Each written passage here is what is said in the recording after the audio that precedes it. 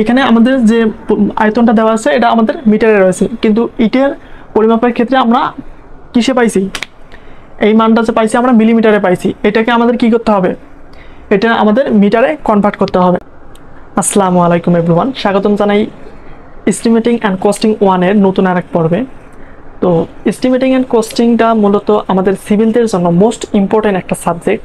তো এই সাবজেক্টের মাধ্যমেই আমরা একটা প্রজেক্টের কাজে নির্দিষ্ট একটা জায়গায় কতটুকু আমাদের মালামালের প্রয়োজন হয়, কত টাকা খরচ পড়ে, এই বই থেকেই আমরা কিন্তু এই জ্ঞান অর্জনটা করতে পারি। ওকে, আরও অন্যান্য বই আমাদের রয়েছে, ওগুলোও তো পড়তেই হবে, তবে সিভিলদের জন্য এইটাই কিন্তু আমাদের একটা মোস্ট ইম্পর্টেন্ট সাবজেক্ট, এটা ভালোভাবে আমাদের আয়ত্তে করতে হবে। ওকে,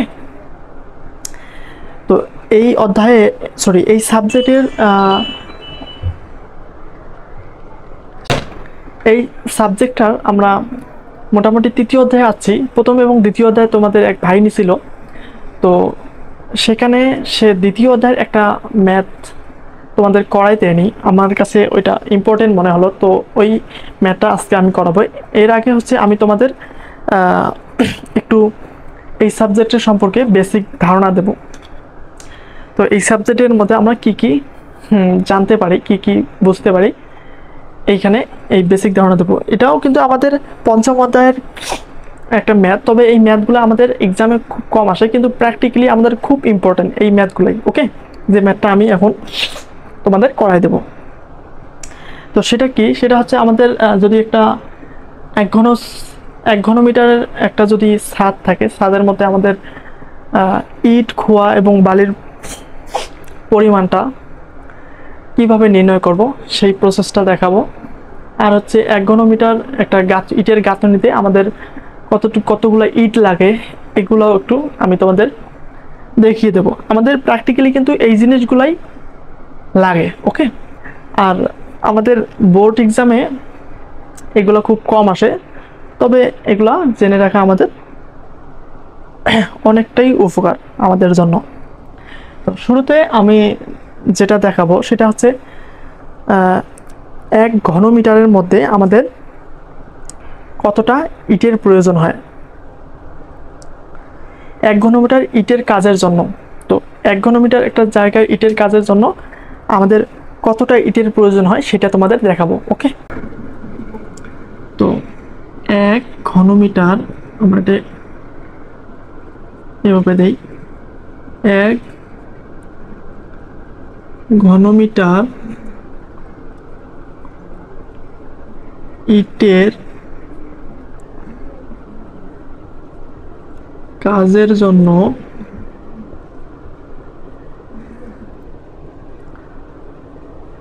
কতটি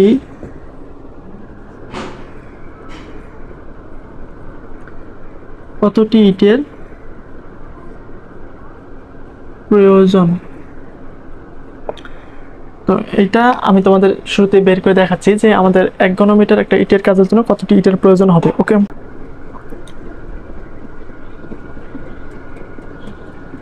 এক ঘনমিটার ইটের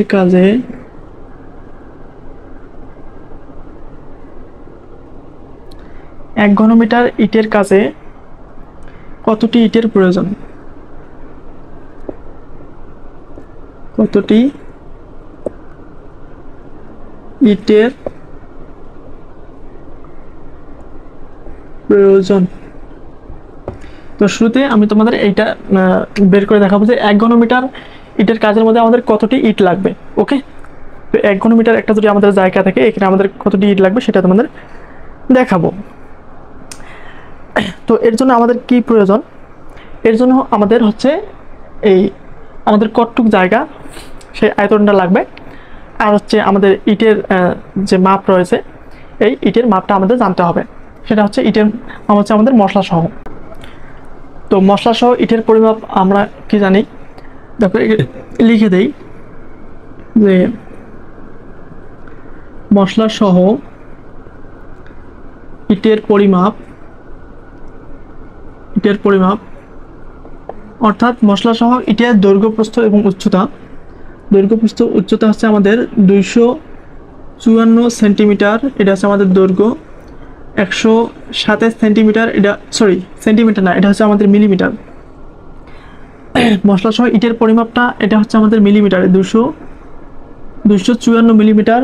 প্রস্থ হচ্ছে আমাদের 127 মিলিমিটার, আর পুরুত্ব হচ্ছে আমাদের 76 মিলিমিটার।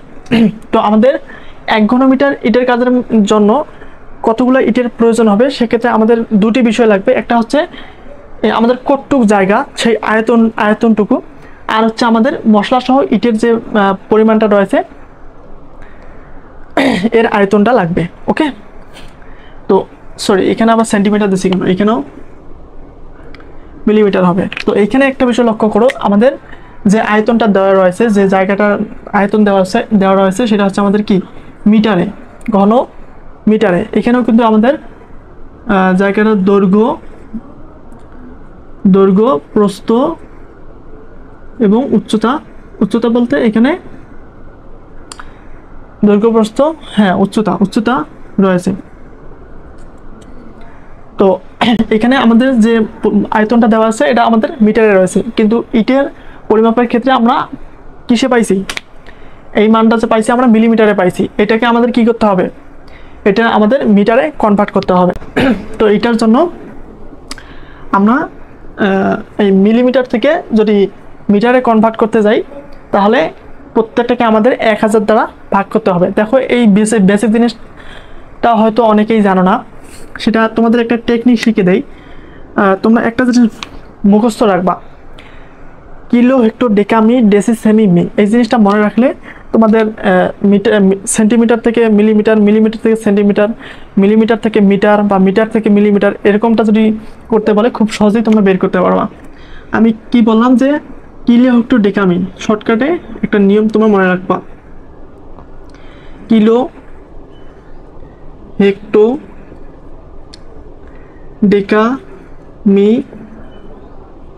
ডেসি,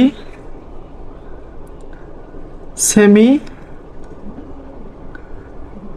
মিমি। তো এখানে এই একটা বিষয় মনে রাখবা, এই মি হচ্ছে আমাদের কি মিটারে আমাদের এখানে কি বলছে যে আমরা কি করব, মিলিমিটার থেকে মিটারে কনভার্ট করব, মিলিমিটার থেকে মিটারে কনভার্ট করব। এই যে আমাদের নিচে হচ্ছে আমাদের মিলিমিটার, তো মিলিমিটার থেকে যদি মিটারে কনভার্ট করি, দেখো নিচের দিকে যখন যাবে তখন আমরা গুণ করব, অর্থাৎ মিটার থেকে যদি মিলিমিটার করতে বলে তাহলে আমরা গুণ করব, কত দ্বারা গুণ করব সেটা বলতেছি।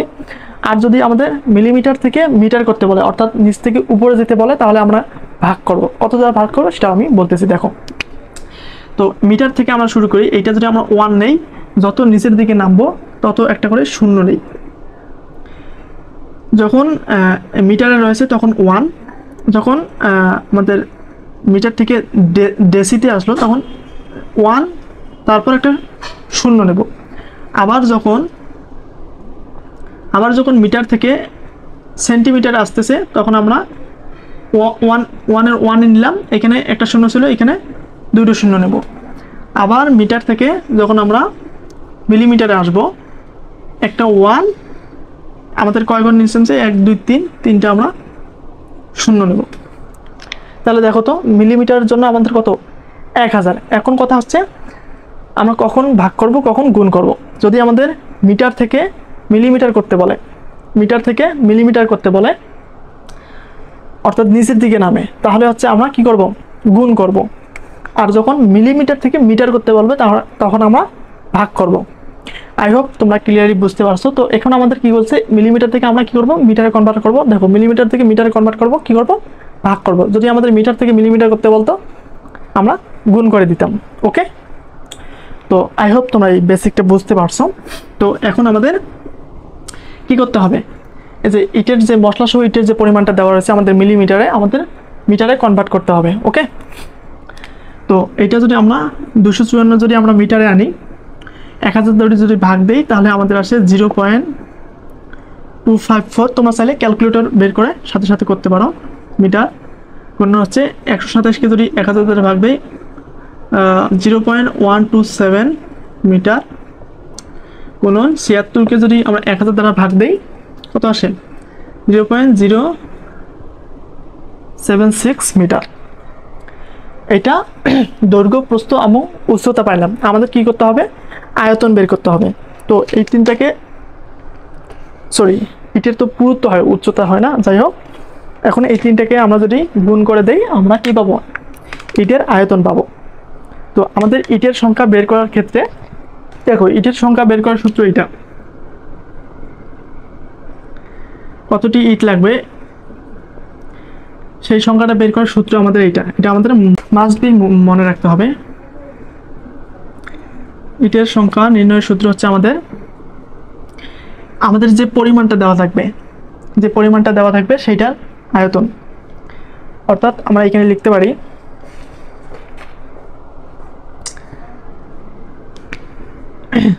যে জায়গাটা রয়েছে সেই জায়গার আয়তন ডিভাইডেড হচ্ছে আমাদের মশলা সহ ইটের আয়তন। আমাদের এটা কি মশলা সহ ইট না, এই মশলা সহ ইটের আয়তনটা লাগবে, মশলা সহ ইটের আয়তন। তো আমরা মশলা সহ ইটের দৈর্ঘ্য, প্রস্থ, উচ্চতা পাইছি, এই তিনটাকে গুণ করে দিলে আমরা কি পাবো? আয়তন পাবো। তাহলে দেখো এখানে গুণ করে দাও। এই আয়তনটা হবে মূলত এইখানে আমাদের যত ঘন সেন্টিমিটার জায়গাটা থাকবে সেই জায়গার আয়তন। তো এখানে আমাদের যদি এখানে 30 ঘন সেন্টিমিটার ইটের কাজের ক্ষেত্রে ইটের সংখ্যা বের করতে বলতো, তাহলে আমাদের এই আয়তনের ক্ষেত্রে এই জায়গায় কি লিখতাম? 30 লিখতাম। তো যেহেতু আমাদের 1 ঘন সেন্টিমিটারের ক্ষেত্রে বের করতে বলছে, আমাদের এখানে আয়তন কোনটা হবে? এই যে এইখানে যে আমাদের পরিমাণটা দেওয়া থাকবে সেই আয়তনটা। আর হচ্ছে আমাদের মশলা সহ ইটের আয়তন হচ্ছে মশলা সহ দৈর্ঘ্য, প্রস্থ, উচ্চতা পাইছি। এখন আমাদের এটা গুণ করে দিলে মশলা সহ ইটের আয়তনটা আমরা পাবো। তোমরা ক্যালকুলেটর বের করে গুণ করা শুরু করে দাও। গুণ হচ্ছে 0.127 গুণন হচ্ছে আমাদের কত? 0.076। কত আসে? তাহলে ইটের আয়তন আমাদের আসে 0.00245 আরও সামথিং আসে, ওটা আমার নেওয়ার দরকার নেই, আমাদের মিটার কিউব। ওকে, তো এখন আমরা ইটের সংখ্যা যদি বের করতে চাই কি করব? আমাদের যে জায়গাটার আয়তন দেওয়া থাকবে বা এখানে যদি দৈর্ঘ্য, প্রস্থ, উচ্চতা থাকে, এই জিনিসটা আমরা গুণ করে নিয়ে কি করব? আয়তনে আনবো। সেই আয়তন এখানে বসাই দেবো। তাহলে এখানে আমাদের জায়গার আয়তন হচ্ছে আমাদের কত? 1 ঘন সেন্টিমিটার জায়গা। তাহলে 1 আর মশলা সহ ইটের আয়তন নিচের মধ্যে আমরা কি করবো? এই যে মশলা সহ ইটের আয়তন আমরা বের করলাম, এই আয়তনটা বসাই দেবো 0.00245। তো এটাকে যদি আমরা 1কে যদি 0.0245 দ্বারা ভাগ করি তাহলে আমাদের ইটের সংখ্যাটা বের হয়ে আসবে। কত আসে?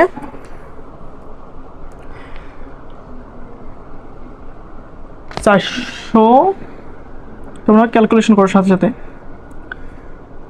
407 পয়েন্ট আমাদের কত আসে জানো? 89। আমরা এটার যেটা আসবে এখান থেকে আমাদের একটু একটা দুইটা ইট কম বেশি হতে পারে, এইটাকে আমরা কি ধরবো? সামেশন দিয়ে এইটাকে আমরা, যেহেতু আমাদের কয়টা ইট আসছে? 407টা ইট আসছে, এখানে আমরা 10টা ইট ধরবো, 410টি ইট ধরবো। একটা দুটো ইট কম বেশি হতেই পারে। ওকে, তো দেখো যদি আমাদের 1 ঘন সেন্টিমিটার ইটের কাজের মধ্যে যদি আবার ইটের সংখ্যা বের করতে বলে কি করব?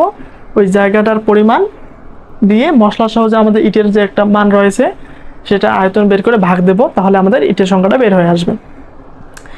আই হোপ ক্লিয়ারলি বুঝতে পারছো। এখন আমি তোমাদের দেখাবো হচ্ছে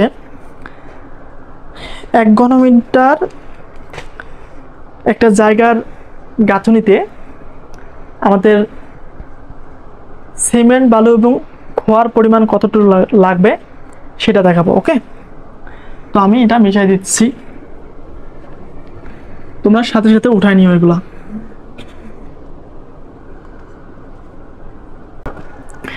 তো এখন আমি দেখাবো হচ্ছে যে 1 ঘনমিটার একটা ছাদের মধ্যে আমাদের কতটুকু সিমেন্ট বালি এবং খোয়া লাগতে পারে।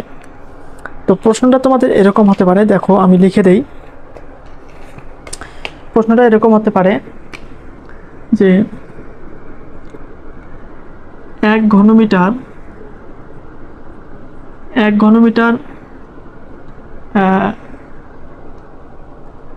প্রশ্নটা এরকম হবে, 1 ঘনমিটার সিমেন্ট কংক্রিটে 1 ঘনমিটার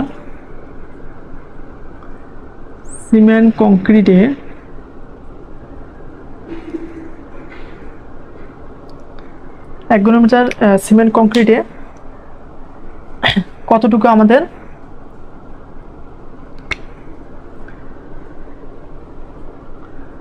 কতটুকু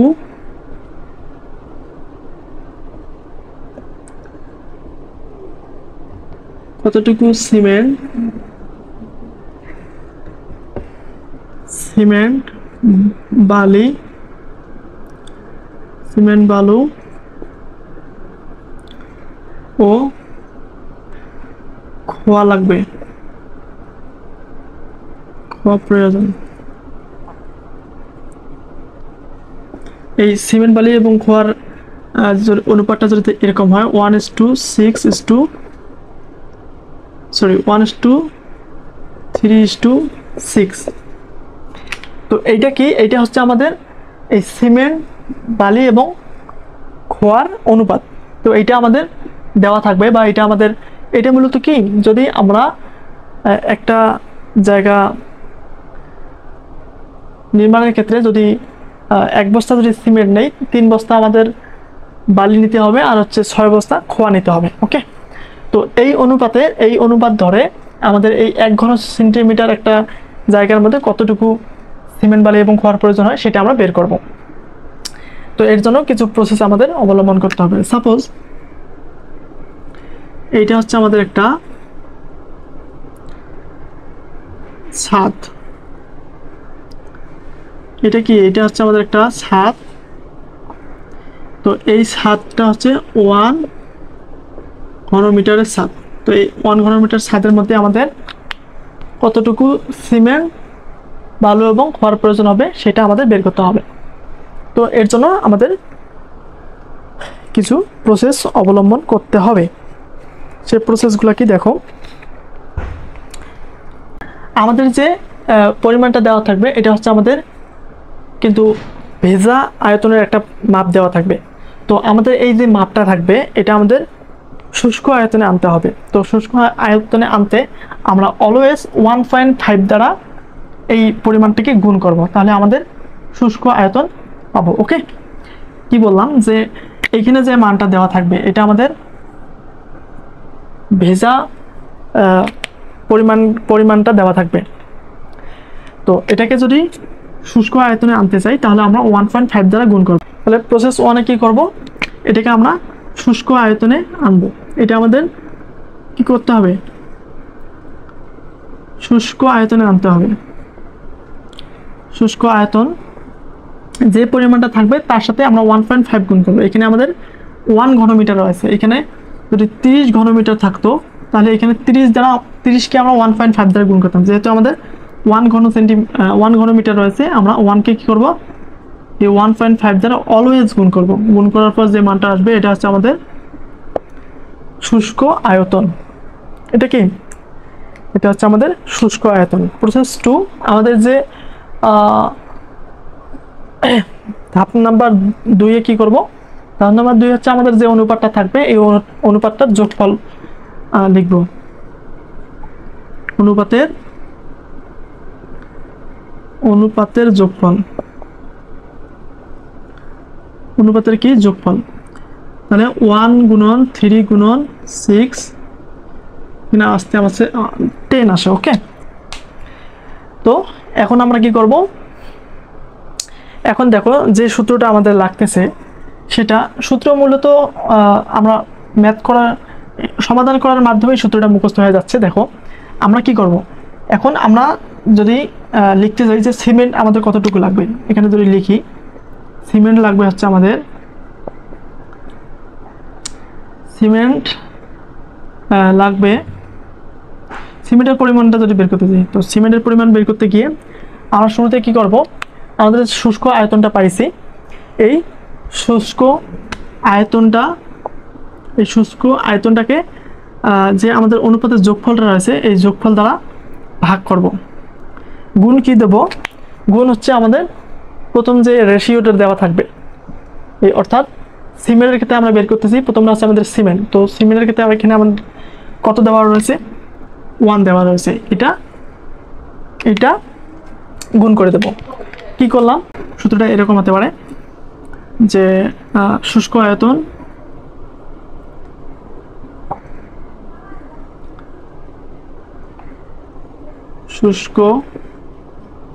আয়তন ভাগ হচ্ছে এই যে আমাদের অনুপাতের সমষ্টি,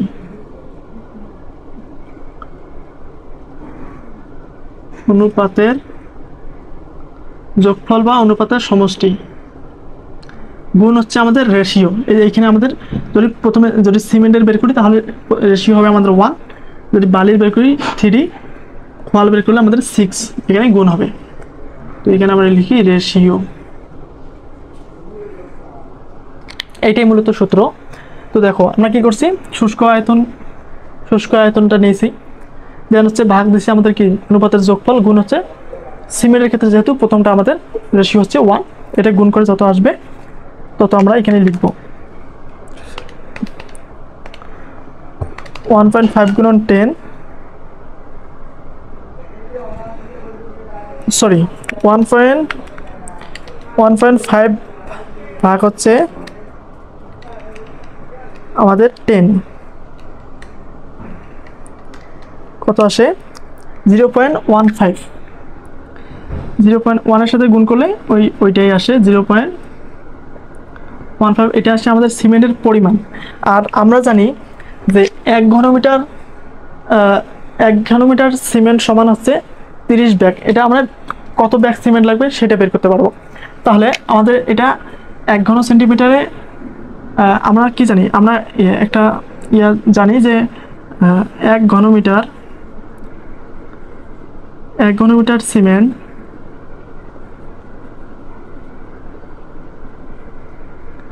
ইকুয়াল হচ্ছে আমাদের 30 ব্যাগ। এই জিনিসটা আমাদের অলওয়েজ মাথায় রাখতে হবে, এটা আমাদের মুখস্থ রাখতে হবে। ওকে, তো 1 ঘনমিটার সিমেন্ট সমান যদি আমাদের 30 ব্যাগ হয় তাহলে 0.1 ঘনমিটারের সময় আমাদের কত ব্যাগ রাখবে কীভাবে বের করব, আমরা 0.15 এর সাথে 30 গুণ করে দেবো, তাহলে কয় ব্যাগ সিমেন্ট লাগবে আমাদের এখানে বের হয়ে আসবে। তো এখানে যদি গুণন 30 দেই, এই জিনিসটা কিন্তু তোমরা অবশ্যই মনে রাখবে। 1 ঘনমিটারে সিমেন্টের প্রয়োজন, 1 ঘনমিটার সিমেন্ট সমান আমাদের 30 ব্যাগ, তাহলে 0.15 ঘনমিটারে আমাদের সিমেন্টের পরিমাণ কত আসবে, 30 দ্বারা যদি গুণ করি তাহলে আমাদের কত ব্যাগ সিমেন্ট লাগবে সেটা বের হয়ে আসবে। তো গুণন 30, 4.5 ব্যাগ আমাদের কি লাগবে, সিমেন্ট লাগবে। তো এইগুলো তোমরা নোট দিয়ে লিখে নিতে পারো। তো এখন আমরা বের করব হচ্ছে বালির পরিমাণটা। তো বালি কতটুকু লাগবে আমরা দেখো উপরে করে দিই বা নিচে, এটা আমি করে দিই নিচে, তোমরা এটা আমি এখন এটা মিশিয়ে দিচ্ছি, তোমরা সাথে সাথে উঠে নিও। এখন আমরা কি করব, কতটুকু বালি লাগে, তো বালির ক্ষেত্রে আচ্ছা এটুকু তোমরা সাথে সাথে উঠায় নাও। 1 ঘনমিটার সিমেন্ট সমান 30 ব্যাগ, এটা তোমরা উঠায় নাও। তোমাদের হচ্ছে যাদের এস্টিমেটিং এবং কস্টিং হক বই রয়েছে তাদের হচ্ছে শুরুতে দেখো এই জিনিসগুলো আমাদের দেওয়া রয়েছে। এই দেখো, এই যে আমাদের বইয়ের মধ্যে কিন্তু এই জিনিসগুলো দেওয়া রয়েছে, তোমাদের ভালো করে দেখাই। এই যে দেখো 1 ঘনমিটার সিমেন্ট সমান 30 ব্যাগ, আরও এখানে মানে অনেক কিছু বিষয় দেওয়া আছে, তোমরা এই বিষয়গুলো একটু দেখে নিবা। শুরু যে পেজ 2-1টা পেজ মেলে দেখবা এখানে এগুলো রয়েছে। তো এখন আমরা কি করব, বালির পরিমাণটা বের করব। তো বালি লাগবে আমাদের বালির লাগবে হচ্ছে কতটা লাগবে, কোন সূত্রের মাধ্যমে করবো, এই সূত্রের মাধ্যমে। তো শুরুতে কী করবো, শুষ্ক আয়তন আমাদের কত 1.5 ডিভাইড হচ্ছে আমাদের কত অনুপাতের যোগফল আমাদের 10 গুণ হচ্ছে রেশিওটা কি, এই যে আমাদের যে অনুপাতটা থাকবে সেটা। তো এই প্রথমটা গেল আমাদের সিমেন্টের ক্ষেত্রে 1, পরেরটা হচ্ছে আমাদের 3 কি বালির ক্ষেত্রে কী হবে 3। তো এটা গুণ করে কত আসে দেখো, 1.5 ভাগ হচ্ছে 10 গুণন হচ্ছে 3,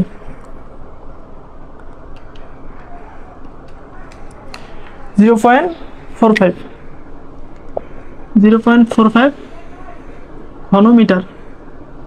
ওকে, তো এখন আমাদের খোয়ার পরিমাণটা আমরা বের করব। তো দেখো আমি এটাও মিশাই দিচ্ছি। এখন কি করব, খোয়া লাগবে সেম এই সূত্রে আমরা সব ক্ষেত্রে বসাবো। শুষ্ক আয়তন 1.5 ডিভাইডেড হচ্ছে আমাদের অনুপাতের সমষ্টি 10, রেশিও হচ্ছে আমাদের কত 6।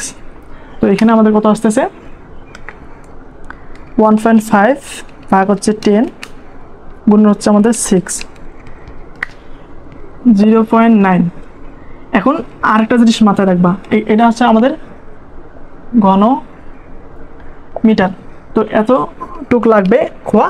তো এখন আমরা যদি এই খোয়াটাকে যদি ইটে কনভার্ট করি, যদি আমাদের বলি যে কতটা ইট লাগবে, তাহলে তোমরা আরেকটা নোট লিখে নাও।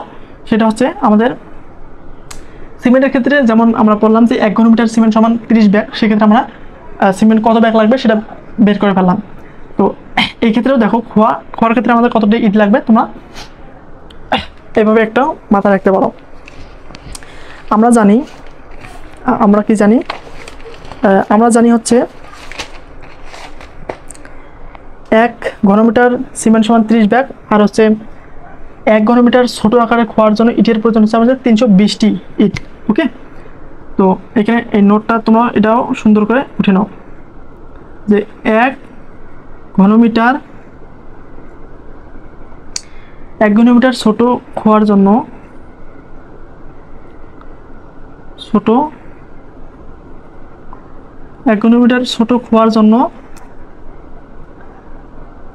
ইটের